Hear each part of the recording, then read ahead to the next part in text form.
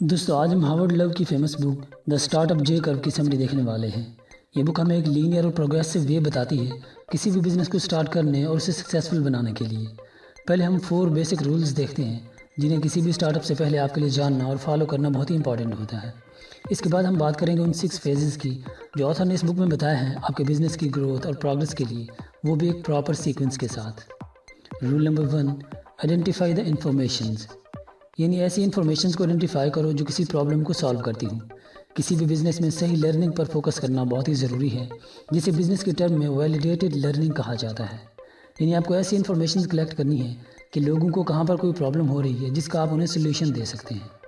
Roll number 2، minimum viable product, یعنی اپنے product کا ایک ارلی ورژن بنانا ہے آپ نے جسے زیادہ پرفیکٹ بنانے کی ضرورت نہیں، اسے مارکیٹ میں لانچ کرنا ہے یہ دیکھنے کے لیے کہ یہ پروڈکٹ مارکیٹ میں چلے گا بھی یا نہیں۔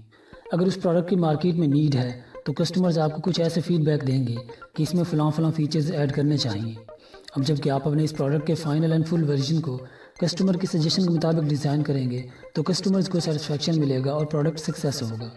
اور اگر مارکیٹ سے پتہ چلے گا کہ ایسے پروڈکٹ کی وہاں نیڈ نہیں ہے تو آپ اسے چھوڑ کر دوسرے آئیڈیا کی طرف موو کر سکیں گے۔ لیکن اگر آپ اس پروڈکٹ کو اچھے سے اچھا بنانے کے لیے لمبا عرصہ لگائیں گے، بہت زیادہ محنت لگائیں گے اور فائنلی اسے مارکیٹ میں لانچ کرنے سے پتہ چلے گا کہ وہاں اس پروڈکٹ کی نیڈ ہی نہیں ہے، تو آپ کی ساری اسٹرگل ویسٹ ہو جائے گی۔ اس لیے ایک ارلی اینڈ سمپل ورژن جس پہ آپ کو زیادہ ٹائم اور ایفرٹ نہیں لگانی، اسے مارکیٹ میں لانچ کر کے آپ پہلے پتہ کر سکتے ہیں کہ اس پہ آگے کام کرنا ہے یا نہیں۔ Roll number 3، specify the process, آپ کو اپنے اسٹارٹ اپ کے لیے ایک اسپیسیفک پروسیس بنانا ضروری ہے کہ آپ کو کہاں سے اور کیسے شروعات کرنی ہے، کس مارکیٹ میں اور کیسے انٹر ہونا ہے اور وہاں کیسے سروائیو اور گرو کر کے آگے بڑھنا ہے۔ رول نمبر 4، بی ریئلسٹک، یعنی جب آپ زیرو سے اپنا بزنس سٹارٹ کر رہے ہیں تو یہ نہ سوچیں کہ مجھے $1 ملین کمپنی کیسے بنانی ہے، بلکہ اس وقت آپ یہ سوچیں کہ مجھے اپنے اسٹارٹ اپ کو مارکیٹ میں سٹینڈ کیسے کرنا ہے، ایک اچھا پروفٹ کمانا کیسے سٹارٹ کرنا ہے، کیونکہ ابھی یہی چیز آپ کے اپروچ میں ہے۔ اس طرح سے آپ جب چھوٹے چھوٹے گولز پر فوکس کریں گے جو آپ کے اپروچ میں ہیں، آپ ان گولز کو اچیو کرتے جائیں گے تو آپ کی پروگرس بڑھتی جائے گی اور بڑے گول تک آپ اپنے آپ ہی پہنچ جائیں گے۔ لیکن اگر آپ یکدم سے بڑے گول کا سوچتے ہیں جو کہ ابھی آپ کے اپروچ سے ہی باہر ہے تو آپ کا مائنڈ اسے رسپونڈ نہیں کرے گا، وہ آپ کو امپاسبل لگے گا، اس لیے آپ سٹارٹ ہی نہیں کر پائیں گے۔ اب آئیے دیکھتے ہیں وہ 6 فیزز جو آپ کے بزنس کی گروتھ کو میجر کرتے ہیں۔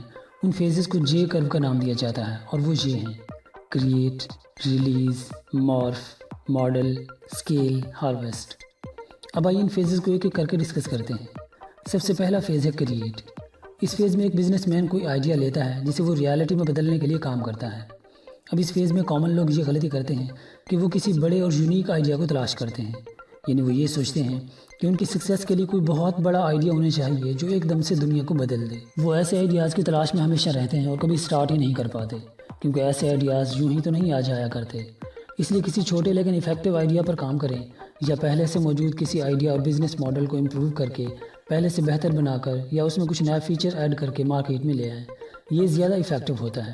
اور ایسے بے شمار سکسیسفل بزنس مین ہیں جنہوں نے پہلے سے موجود آئیڈیاز کو یوز کر کے اس میں کچھ امپروومنٹ کر کے $1 ملین بزنس بنائے ہیں۔ جیسے بل گیٹس اپنے جس سسٹم کی وجہ سے ٹاپ ریچ پرسن بنے وہ تھا MS-DOS، اور یہ سافٹ ویئر انہوں نے کسی اور سے خریدا تھا اور اس میں کچھ امپروومنٹ کر کے اس ٹائم کی ایک فیمس کمپنی IBM کو یوز کرنے کے لیے دیا تھا، اور یہیں سے ان کے گریٹ ریچ پرسن بننے کی شروعات ہوئی تھی۔ دوسرا فیز ہے ریلیز۔ پہلے فیز میں آپ نے جو پروڈکٹ بنایا ہوا تھا، اس فیز میں اسے مارکیٹ میں لایا جاتا ہے۔ اس فیز میں عام طور پر لوگ جو غلطی کرتے ہیں کہ وہ پروڈکٹ کو مارکیٹ میں لانے سے پہلے بہت زیادہ ٹائم لگا دیتے ہیں اسے پرفیکٹ بنانے میں، اور پھر جب کافی زیادہ ٹائم اور پیسے لگانے کے بعد وہ پروڈکٹ کو ریلیز کرتے ہیں تو انہیں پتہ چلتا ہے کہ انہوں نے ایک ایسا پروڈکٹ بنایا ہے جو کسی کو چاہیے ہی نہیں تھا، اور ان کی ساری محنت اور پیسہ ضائع ہو جاتا ہے۔ اس نقصان سے بچنے کے لیے آپ کو منیمم وائبل پروڈکٹ کو یوز کرنا ہے، جس کی ہم تھوڑی دیر پہلے بات کر چکے ہیں۔ یعنی پروڈکٹ کا ایک بیسک سیمپل تیار کرنا ہے اور پھر اسے مارکیٹ میں ریلیز کرنا ہے تاکہ کسٹمر کا فیڈ بیک چیک کیا جا سکے کہ اس پروڈکٹ کی انہیں نیڈ بھی ہے یا نہیں۔ اگر کسٹمرز کو اس کی ضرورت ہے تو اس پہ آگے کام کیا جائے اور اس کا فائنل ورژن لانچ کیا جائے، ورنہ اسے چھوڑ کر کسی اور آئیڈیا پر کام کیا جائے۔ تیسرا فیز ہے مورف۔ ریلیز فیز میں کسٹمر کی طرف سے ملنے والے فیڈ بیک کی بیسس پر اس فیز میں آپ کو اپنے پروڈکٹ میں ریکوائرڈ چینجز کرنے ہوتے ہیں۔ ان فیچرز پر زیادہ فوکس کرنا ہوتا ہے جو کسٹمر کو پسند ہے اور باقی کے فیچرز کو ایلیمینیٹ کرنا ہوتا ہے۔ جیسے کیون سسٹوم نے ایک ایپ بنایا جو کہ ایک لوکل سرچ ایپ تھا، اسے لانچ کرنے کے بعد کسٹمرز کو وہ ایپ زیادہ پسند نہیں آیا، لیکن اس ایپ کا ایک آپشن کسٹمر کو بہت اچھا لگا اور وہ تھا فوٹو شیئر کرنے کا آپشن۔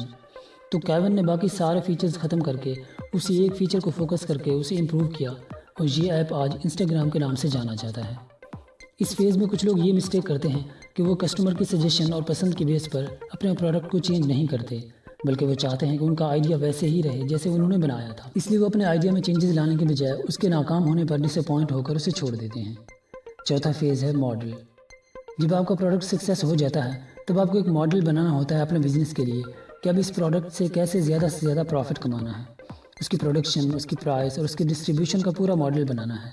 اب اس فیز میں عام طور پر لوگ جو غلطی کرتے ہیں کہ وہ بزنس ماڈل پر فوکس کرنے کے بجائے اسے ایکسپینڈ کرنے میں زیادہ فوکس کرنے لگتے ہیں، اور بزنس بہت زیادہ ایکسپینڈ ہو جاتا ہے، لیکن اب اسے مینیج کرنے اور اپنے پروڈکٹ کو زیادہ سے زیادہ بنانے اور اسے اپنے سارے کسٹمر تک پہنچانے کے لیے جب کوئی ماڈل ہی آپ نے نہیں بنایا ہوتا تو وہ بزنس آؤٹ آف کنٹرول ہو جاتا ہے اور کسٹمر آپ کی سروس سے ڈسسیٹسفائیڈ ہونے لگتے ہیں۔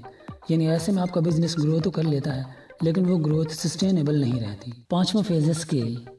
جب آپ کا پروڈکٹ سکسیس بھی ہو گیا اور آپ نے ایک اسٹرانگ بزنس ماڈل بھی بنا لیا، اب اس فیز میں آ کر آپ کو اپنے بزنس کو ایکسپینڈ کرنا ہوتا ہے۔ اسی فیز میں زیادہ سے زیادہ لوگوں تک آپ کو اپنا پروڈکٹ پہنچانا ہوتا ہے اور یہیں پر آپ کے کمپٹیٹرز کو آپ کے بارے میں پتہ چلتا ہے۔ ایسے میں آپ کو زیادہ سے زیادہ بزنس کرنے کے لیے زیادہ سے زیادہ لوگوں کے سامنے اپنے پروڈکٹ کو انٹروڈیوس کرنا ہوتا ہے۔ چھٹا فیز ہوتا ہے ہارویسٹ۔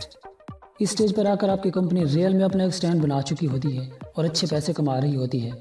اب آپ کو نہ صرف اپنی کمپنی کو اس پوزیشن پر مینٹین رکھنا ہوتا ہے بلکہ مزید اس کی گروتھ کے لیے کوشش بھی کرتے رہنا ہوتی ہے اور مارکیٹ کی نیڈ کے حساب سے اپنے پروڈکٹ اور ٹیکنالوجی کو اپڈیٹ کرتے جانا ہے تاکہ آپ مارکیٹ میں اپنی پوزیشن کو ریٹین رکھ سکیں۔